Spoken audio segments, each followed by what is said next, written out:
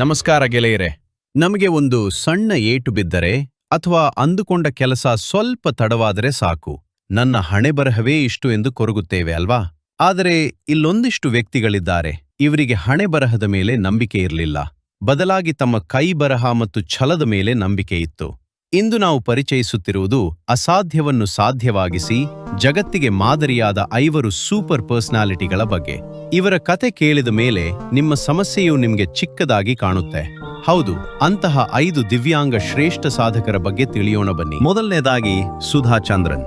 ಒಬ್ಬ ನೃತ್ಯಗಾರ್ತಿಗೆ ತನ್ನ ಕಾಲೇ ಆಸ್ತಿ, ಆದರೆ ಒಂದು ಭೀಕರ ಅಪಘಾತ ಇವರ ಬಲಗಾಲನ್ನೇ ಕಿತ್ತುಕೊಂಡಾಗ ಜಗತ್ತೇ ಮುಗಿದೋಯಿತು ಅಂದುಕೊಂಡಿದ್ದರು. ಆದರೆ ಸುಧಾ ಅವರು ಧೃತಿಗೆಡ್ಲಿಲ್ಲ. ದೈಹಿಕ ನೋವಿಗಿಂತ ಸಾಧಿಸುವ ಹಠ ದೊಡ್ಡದಾಗಿತ್ತು. ಜೈಪುರ್ ಫುಟ್ ಎಂಬ ಕೃತಕ ಕಾಲಿನ ನೆರವಿನಿಂದ ಅವರು ಮತ್ತೆ ಹೆಜ್ಜೆ ಹಾಕಿದರು. ಇಂದು ಅವರು ಕೇವಲ ನಟಿಯಲ್ಲ, ಕೋಟ್ಯಂತರ ಜನರ ಪಾಲಿನ ಧೈರ್ಯದ ಸಂಕೇತ. ಮಯೂರಿ ಚಿತ್ರದ ಮೂಲಕ ಇಡೀ ದೇಶವೇ ಇವರತ್ತ ತಿರುಗಿ ನೋಡುವಂತೆ ಮಾಡಿದರು. ಗೆಳೆಯರೆ, ಕಣ್ಣು ಕಾಣದವರು ಬಣ್ಣಗಳ ಬಗ್ಗೆ, ದೃಶ್ಯಗಳ ಬಗ್ಗೆ ಹಾಡು ಬರೆಯಲು ಸಾಧ್ಯವೇ? ಖಂಡಿತ ಸಾಧ್ಯ ಎಂದು ತೋರಿಸಿಕೊಟ್ಟವರು ರವೀಂದ್ರ ಜೈನ್. ಇವರು ಹುಟ್ಟುತ್ತಲೇ ಅಂಧರು, ಆದರೆ ಇವರ ಸಂಗೀತ ಜ್ಞಾನಕ್ಕೆ ಕಣ್ಣಿನ ಅವಶ್ಯಕತೆ ಇರಲಿಲ್ಲ. ರಾಮಾಯಣ ಧಾರಾವಾಹಿಯ ಆ ಅದ್ಭುತ ಸಂಗೀತ ನೆನಪಿದೆಯೇ? ಅದು ಇವರದ್ದೇ ಕೊಡುಗೆ. ತಳಕು ಬಳುಕಿನ ಬಾಲಿವುಡ್ನಲ್ಲಿ 70ರ ದಶಕದಲ್ಲಿ ಸಂಗೀತ ನಿರ್ದೇಶಕರಾಗಿ ಪ್ರವೇಶಿಸಿದರು. ಗೀತ್ ಗಾಥಾ ಚಲ್, ಚಿಚ್ಚೋರ್ ಚಿತ್ರಗಳ ಸಂಗೀತದ ಮೂಲಕ ಭಾರೀ ಜನಪ್ರಿಯತೆ ಗಳಿಸಿದರು. ವಿಶೇಷವಾಗಿ ಬಾಲಿವುಡ್ನಲ್ಲಿ ಟ್ರೆಂಡ್ ಸೆಟ್ ಮಾಡಿದ ರಾಜ್ ಕಪೂರ್ ಅವರ ರಾಮ್ ತೇರಿ ಗಂಗಾ ಮೈಲಿ ಚಿತ್ರಕ್ಕೆ ಅದ್ಭುತ ಸಂಗೀತ ನೀಡಿದ್ದರು. ರಾಮಾಯಣ ಧಾರಾವಾಹಿಯ ಶೀರ್ಷಿಕೆ ಗೀತೆ ಮತ್ತು ಸಂಗೀತ ಇವರದ್ದೇ ಆಗಿತ್ತು ಎಂದರೆ ಆಶ್ಚರ್ಯವಲ್ಲವೇ? ದಕ್ಷಿಣದ ಗಾಯಕ ಕೆ.ಜೆ. ಯೇಸುದಾಸ್ ಅವರನ್ನು ಹಿಂದಿ ಚಿತ್ರರಂಗಕ್ಕೆ ಪರಿಚಯಿಸಿದ ಕೀರ್ತಿ ಇವರಿಗೆ ಸಲ್ಲುತ್ತದೆ. ಇವರು ಹೇಳುತ್ತಿದ್ದರು, ಅಂಧನಾಗಿರುವುದು ಅಪರಾಧವಲ್ಲ, ಆದರೆ ಆ ನೆಪ ಹೇಳಿ ಜೀವನದಲ್ಲಿ ಸುಮ್ಮನೆ ಕುಳಿತುಕೊಳ್ಳುವುದು ಅತಿದೊಡ್ಡ ಅಪರಾಧ. ಎಂತಹ ಮಾತು ಅಲ್ವಾ? ನನ್ನಲ್ಲಿ ಅದು ಇಲ್ಲ, ಇದು ಇಲ್ಲ ಎಂದು ಕೊರಗುವವರಿಗೆ ಜ್ಯೋತಿಯಂಗೆ ಅವರೇ ಉತ್ತರ.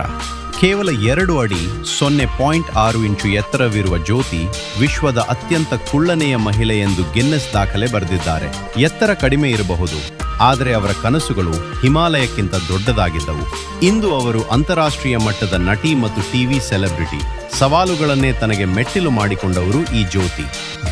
ನಾಗ್ಪುರದಲ್ಲಿ ಜನಿಸಿದ ಇವರು ನಟಿಯಾಗಿ ಅಮೆರಿಕನ್ ಹಾರರ್ ಸ್ಟೋರಿ ಮತ್ತು ಬಿಗ್ ಬಾಸ್ನಲ್ಲಿ ಭಾಗವಹಿಸಿ ಸಣ್ಣ ಪಟ್ಟಣದಿಂದ ಜಾಗತಿಕ ಐಕಾನ್ ಆಗಿ ಗುರುತಿಸಿಕೊಂಡಿದ್ದಾರೆ.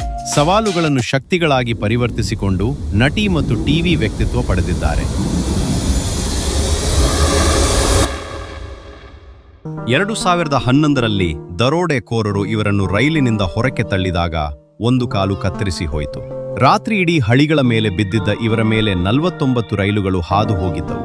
ಆದರೆ ಮರುಜನ್ಮ ಪಡೆದ ಅರುಣಿಮಾ ಅಂದುಕೊಂಡಿದ್ದು, ದೇವರು ನನ್ನನ್ನು ಉಳಿಸಿದ್ದಾನೆ ಅಂದರೆ ನಾನು ಇತಿಹಾಸ ಸೃಷ್ಟಿಸಲೇಬೇಕು.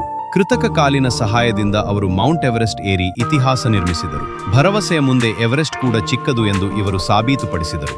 ಅರುಣಿಮಾ ಕಠಿಣ ತರಬೇತಿ ಪಡೆದು ಎವರೆಸ್ಟ್ ಶಿಖರವನ್ನು ತಲುಪುವ ಮೂಲಕ ಧೈರ್ಯದ ಸಂಕೇತವಾದರು.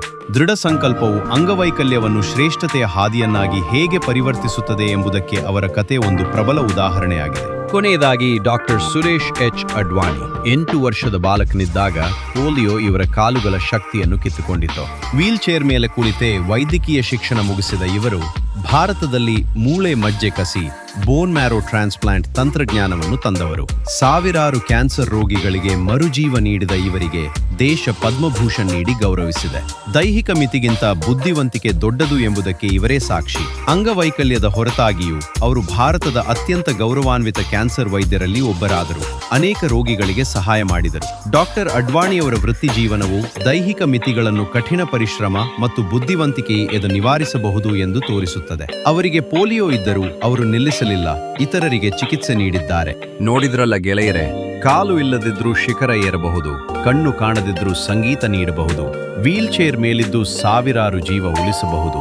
ಹಾಗಾದರೆ ಕೈಕಾಲು ಚೆನ್ನಾಗಿರೋ ನಮಗೆ ಅಸಾಧ್ಯ ಅನ್ನೋದು ಏನಿದೆ? ನಿಮ್ಮಲ್ಲಿರೋ ಆ ಸಣ್ಣ ಕೊರತೆಯನ್ನೇ ಶಕ್ತಿಯನ್ನಾಗಿ ಮಾಡಿಕೊಳ್ಳಿ. ಈ ವಿಡಿಯೋ ನಿಮಗೆ ಇಷ್ಟವಾಗಿದ್ರೆ ಮತ್ತು ನಿಮ್ಮಲ್ಲಿ ಸ್ಫೂರ್ತಿ ತುಂಬಿದ್ರೆ ದಯವಿಟ್ಟು ಲೈಕ್ ಮಾಡಿ ಮತ್ತು ನಿಮ್ಮ ಸ್ನೇಹಿತರಿಗೆ ಶೇರ್ ಮಾಡಿ.